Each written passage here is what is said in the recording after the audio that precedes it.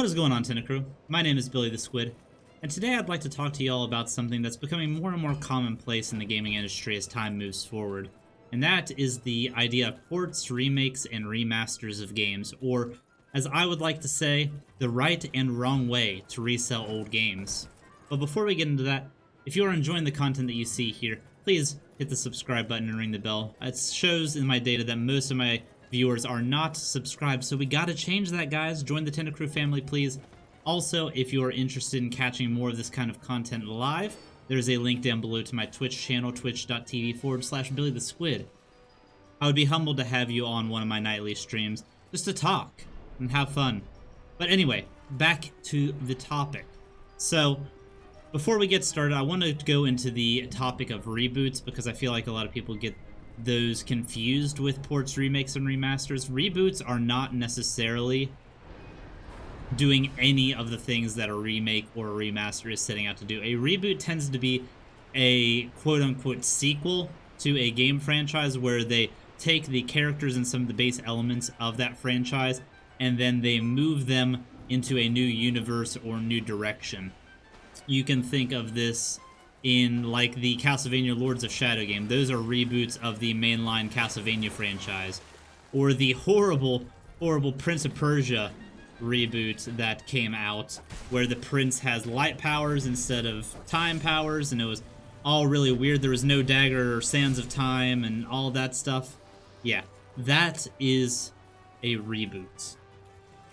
What we are going to talk about today is ports, remakes, and remasters. And we'll start with ports and remasters because they kind of tie in one in the same.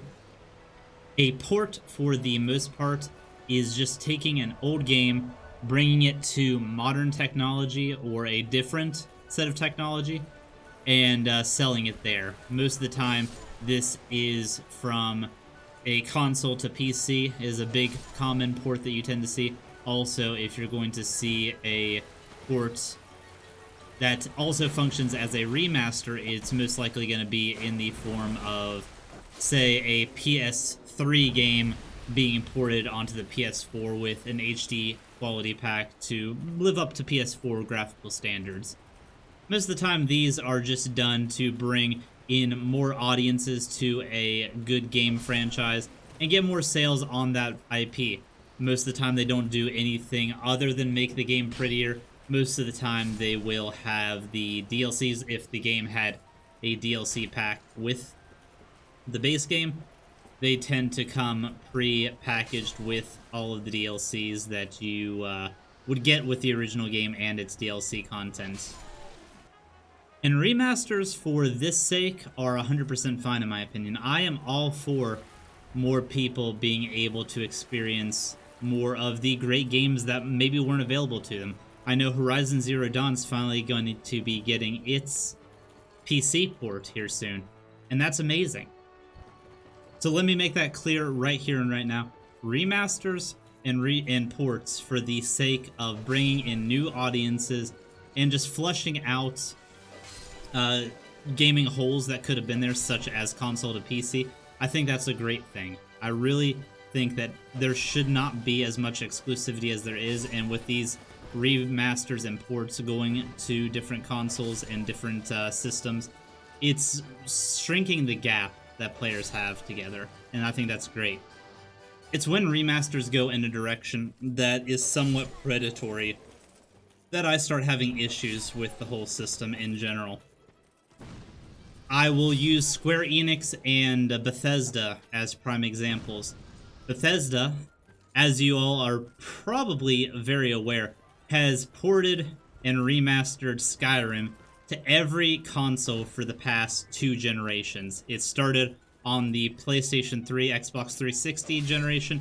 It is now on the PS4 and Xbox One generation. It is on PC. It is on VR. It is everywhere. And this isn't just to bring in a wider audience. They know what they're doing. They are wanting to sell the same game to people that had it on their original systems. They are wanting to sell people that have Skyrim for the PS3, Skyrim for the PS4, That way they aren't inconvenienced by having to break out their PS3. Or maybe their PS3 had some issues with it and it's not running as well as it was before. Maybe the frame rates are chugging and stuff like that. It's bringing it to that modern system.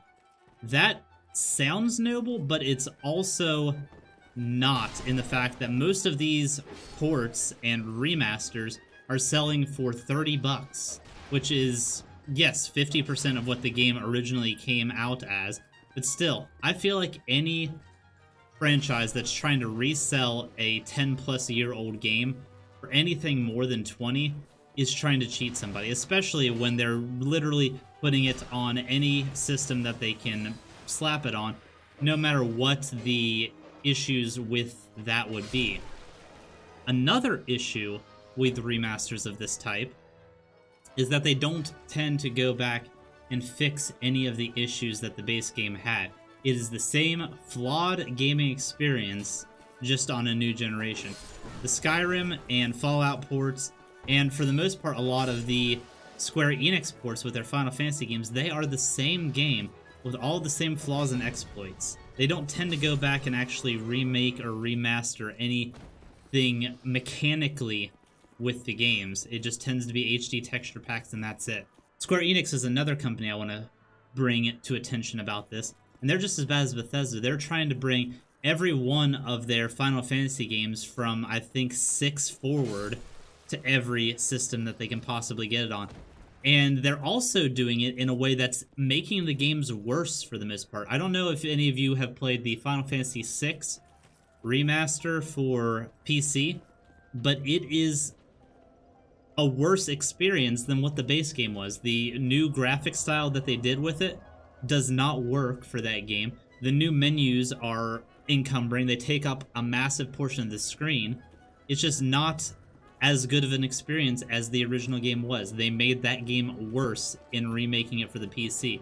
But if you want to play it on PC and you don't want to emulate it, that is your only option. And this issue isn't just on this. A lot of ports will make it so that the old version either isn't available anymore or obsolete.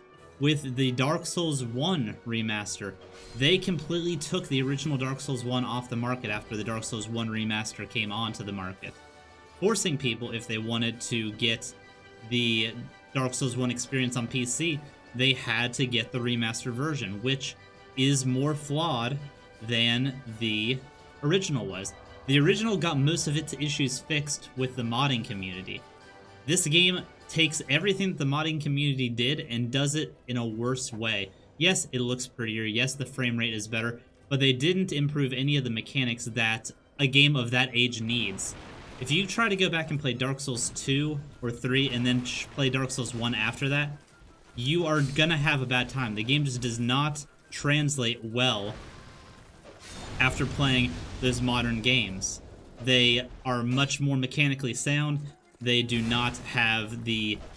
They have the omnidirectional rolling, whereas Dark Souls 1 is stuck completely in 4-way rolling when locked on. It is just a worse experience overall, and something that they could have fixed with a remaster if they chose to do so, but they did not.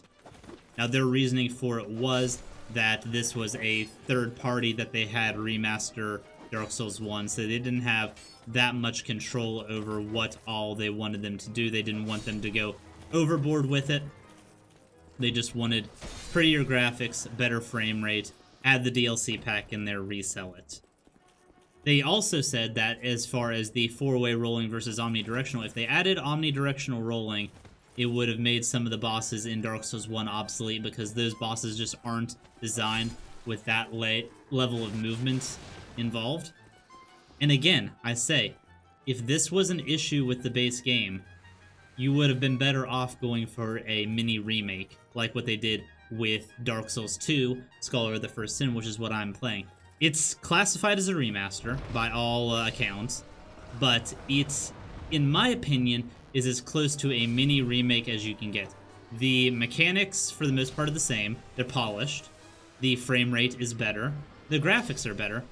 But what they did was they took some of the issues with the base game, which a lot of people said the base game was too easy, and they fixed that. They made the game a lot more difficult. Some of this is artificial, some of this was a no-no, but some of this was really well done. I know a lot of the difficulty in some of the areas, looking at you, Iron Keep, came from them putting an obscene amount of enemies in one area and having you just fight a bunch of them. That's not fun, that's not good game design, but then they added whole new enemies to other areas. The Lost Ruins, or the forest area, they completely removed the Lion Knights for the most part, and added a new enemy type with the ghosts that look like player spirits running through the world. So you're running through this area, you see a ghost, you think it's just a player spirit, and then it attacks you. That is great game design. That is moving forward and making a game better overall. They also added a new boss to the game, and all of the DLCs are included. The Dark Souls, and FromSoft's credit though, they did offer a 50% discount to anybody who owned the original Dark Souls 1 on PC for the remaster version, and you still got to keep your Dark Souls 1, like it still remained active even if you couldn't purchase it anywhere else. But the fact that they removed the option to have the original is where I start having issues. But I think we might be coming into a golden era of remakes, because with the Resident Evil series doing phenomenal remakes with Resident Evil 2 and soon to be Resident Evil 3, and all of the good things that I've experienced and seen about the Final Fantasy remakes, props on D Square. See, you can do a good job. I knew you had it in you. We might not have to worry about the bad remaster problem anymore. We might not have to worry about companies trying to price gouge old IPs onto new hardware as hard, because with the increase in these remakes of such a high quality, where they basically take the game, they take the story, they take the characters, and then rework how the game plays for a modern day audience from the ground up, that's not going to be acceptable anymore. A remaster where you just slap an HD texture pack, increase the frame rate, and ship it out for $30 is not going to be the standard. Now, I'm still skeptical about the Final Fantasy VII Remake and how much content they're actually going to be able to add to that game to validate a 3-part split of those games, each part having full game's retail price. But I remain hopeful. But if anything shows that a good remake can be made, it's the Resident Evil games. They have taken those games, put a $60 price tag of a new game on them, because they are a new game. That's just what it is. These kinds of remakes are going to be more commonplace in the future, I hope. And if that is the case, then the remaster market is going to dwindle and hopefully either increase in quality, where more remasters come out of like Dark Souls 2 Scholar, the first same quality, or better, where they actually go back and fix the flaws of the original and make it a better experience without having to rebuild it from the ground up. Or maybe more franchises will actually get that full remaster experience, so that new and old players alike can experience the same stories, but with basically a whole new world to experience, whole new ways of experiencing what they already know that they love. So, with that being said, what are your takes on remasters and remakes in the present day? Do you want to see any of your favorite game franchises remade or remastered? And if so, let us know in the comments below.